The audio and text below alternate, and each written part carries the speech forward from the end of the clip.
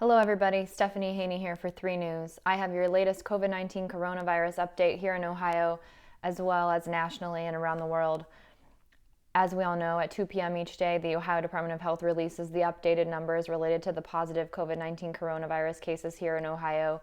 We also get an update on the age of the people impacted, the breakdown of the people impacted between male and female, and the number of deaths and hospitalizations related to COVID-19 coronavirus here in Ohio.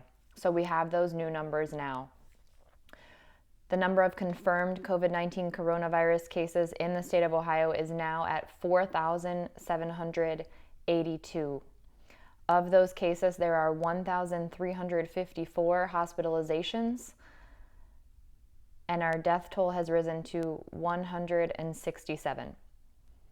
That's up from this morning. The death toll yesterday at 2 p.m. was at 142, so now it is at 167. That age range remains from less than 1 year old to 101 years old. And the breakdown of the male to females who have been impacted with positive COVID-19 coronaviruses that we are aware of is 48% for male and 52% female. So to let you compare that to where we stand in comparison to the entire U.S. and as well as the world, across the U.S., according to CNN, there are almost 379,000 cases of COVID-19 coronavirus and a total of 11,830 deaths. Worldwide, also according to CNN, there are nearly 1.4 million cases of COVID-19 coronavirus and 78,269 deaths worldwide. Again, that is worldwide. The latest Ohio numbers, we have 4,782 confirmed positive cases with 1,354 people hospitalized and a total of 167 people who have died related to COVID-19 coronavirus at this time.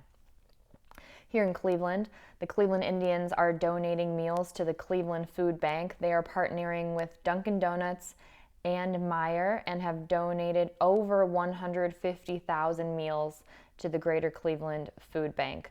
The donations come from the team, but also individual members donating to several other organizations helping those in need at this time.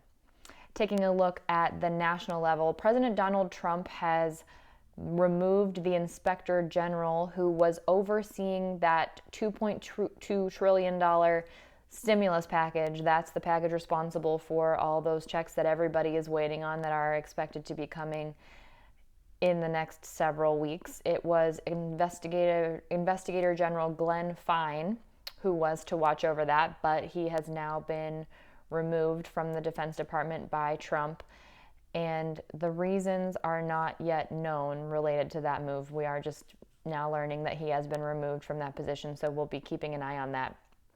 In New York City, the situation continues to escalate. There are now over 3,200 deaths in New York City alone.